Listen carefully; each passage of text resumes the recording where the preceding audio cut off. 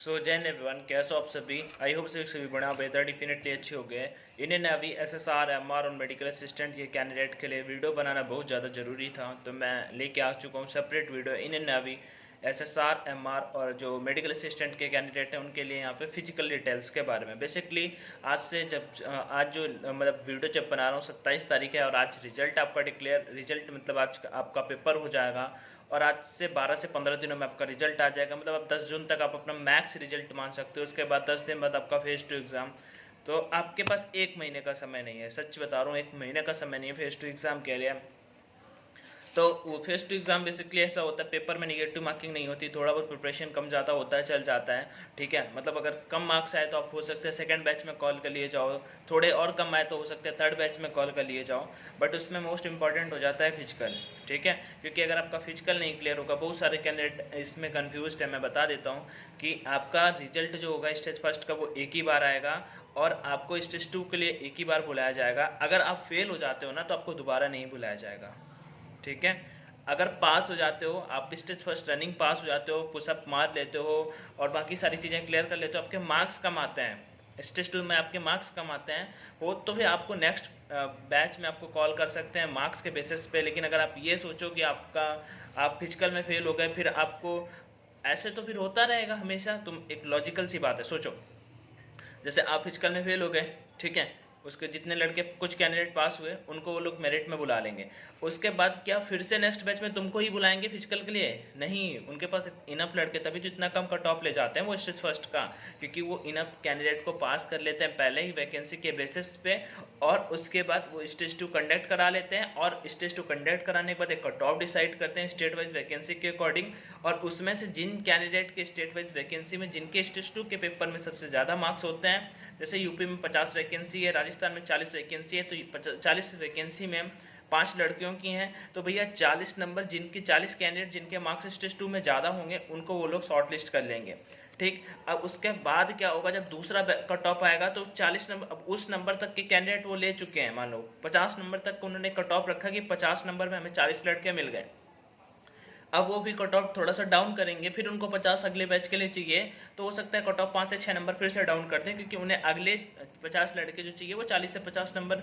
मतलब ऐसा नहीं है, नेवी पे बहुत रेयर करके कैंडिडेट मिलते हैं, फिजिकल इनका हार्ड होता है। 6:30 में रनिंग होगा, अभी अभी ही जुलाई में आपका रनिंग वगैरह होगा, तो यहाँ पे थोड़ा जुलाई कह रहा हूँ, जून में होगा, सॉरी, ठीक है। तो ये थोड़ा सा डिफिकल्ट है, इस वजह से मैं आपको इन शॉर्ट बताऊंगा। भाई मुझे फिजिकल से कोई फ़ायदा तो है नहीं, मैं बस आपको गाइड कर रहा हूँ कि अभी से शुरू कर दो। बेसिकली फीमेल कैंडिडेट, बहन आपका पेपर निकल जाएगा, 20-22 नंबर 25 नंबर लाना। आप में से जिनका इंग्लिश अच्छा होगा, अच्छे जगह से पढ़ाई करी होगी, उनका केवल इंग्लिश में इतना स्कोर आ जाएगा। सच बता रहा हूँ, यूपी और राजस्थान और हरियाणा का 2-3 स्टेट का छोड़ दो ना, तो बाकी स्टेट का कट ऑफ लड़कियों को तो 15 नंबर ही जाएगा।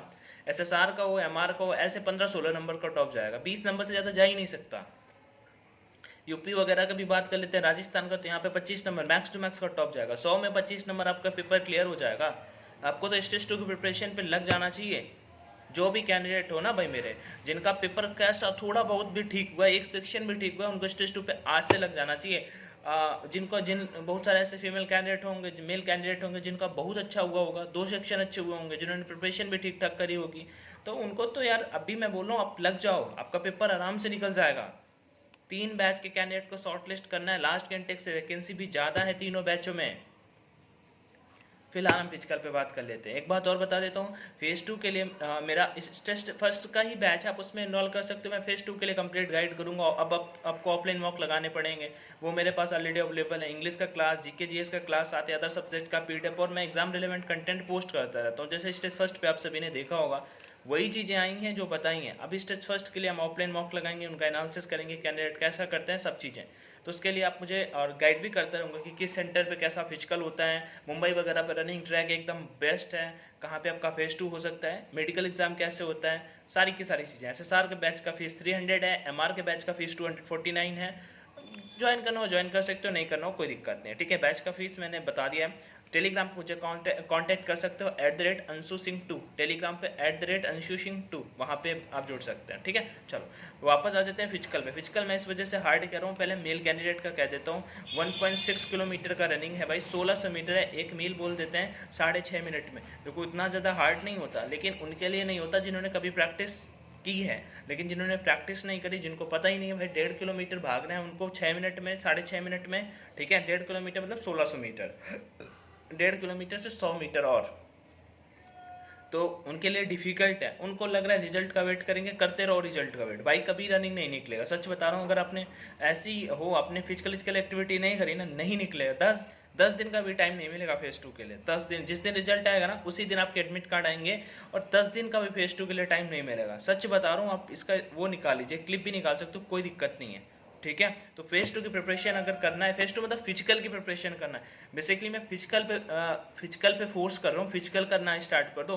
पेपर के लिए कम भी टाइम दोगे चलेगा, पेपर में निगेटिव मार्किंग नहीं होती। अभी जो प्रिपरेशन है ऐसा ही 2-4 घंटे पढ़ते रहोगे, अभी आपके अगर स्टेज फर्स्ट में 30 नंबर आएंगे, 40 आएंगे, तो वहाँ पे आपका 45 आ जाएंगे, ठीक है। क्योंकि अगर आप 40 क्वेश्चन सही कर लेते हो यहाँ पे, तो बाकी जो रेस्ट ऑफ 60 क्वेश्चन उसमें सी ऑप्शन पे तुक्का भी मारोगे ना, तो 10 से 15 क्वेश्चन सही हो जाएंगे, ठीक है। लेकिन रनिंग में अगर फेल हो गए तो आप ना सेकंड बैच के लिए रहोगे, ना थर्ड बैच के लिए रहोगे, ना फर्स्ट बैच के लिए रहोगे। तो पहला प्रेफरेंस आप सभी का रनिंग होना चाहिए, जिन जो कैंडिडेट सीरियस हैं।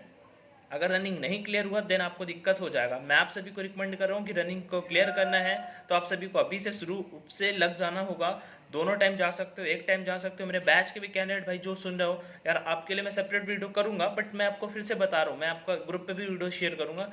तो आपको रनिंग स्टार्ट कर देनी है, ठीक है। 6 मिनट 30 सेकंड में रनिंग करना होगा। 20 स्क्वाट्स करने होते हैं। स्क्वाट्स क्या होता है सर? हैंड को ऐसे सामने कर लेना होता है और उठक बैठक करने होते हैं। देखो रनिंग क्लियर कर लेते हो, फिर फिजिकल में अगर फेल होते हैं कैंडिडेट तो पुशअप में, स्क्वाट्स में कोई रेयर करके 1-2 कैंडिडेट होते हैं जो गिर पड़ते हैं, नहीं कर पाते हैं, वो स्क्वाट्स होता है 20 मेल कैंडिडेट को। फिर उसका 10 बेंट नी करनी होती है। बेंट नी जिन्हें आप सिटअप्स बोलते हैं, ऐसे वाला हाथ ऊपर करके पैरों पे टच करना होता है, बेंट नी सिटअप्स। ये 15 करनी होती है मेल कैंडिडेट को। 15 ऐसा नहीं है कि बहुत ईजी है भाई ये, ठीक है। इसमें पैर वगैरह को अच्छे से करना होता है, जिनका जो थोड़ा सा फैटी टाइप के होते हैं, ठीक है, उनको दिक्कत होती है सब करने में। और सबसे हार्ड अगर मैं बोलूँ रनिंग के बाद तो हो जाता है पुशअप। 15 पुशअप करने होते हैं, 10 नहीं 15 पुशअप। 15 पुशअप भाई हार्ड होते हैं। ये 15 पुशअप ऑफिशियल नोटिफिकेशन से मैं देख के बता रहा हूँ, ऑफिशियल नोटिफिकेशन, ठीक है। तो 15 पुशअप अगर आपको करने हैं, या फिर आपको मतलब अगर 2-4-5 सेकंड का होल्ड करा दिया ना, ये हाथ कांपने लगते हैं। जिन्हें प्रैक्टिस नहीं करी मैं उनकी बता रहा हूँ, ऐसे ऐसे ऐसे ऐसे नहीं करना होता भाई, आराम आराम से। 1 अप, 2 डाउन, अप, 3 अप, ठीक है। तो उसमें कम से कम 1 मिनट लग जाता है। अब आप कोशिश करके देखो, आप 15 पुशअप आपसे लग पा रही हैं?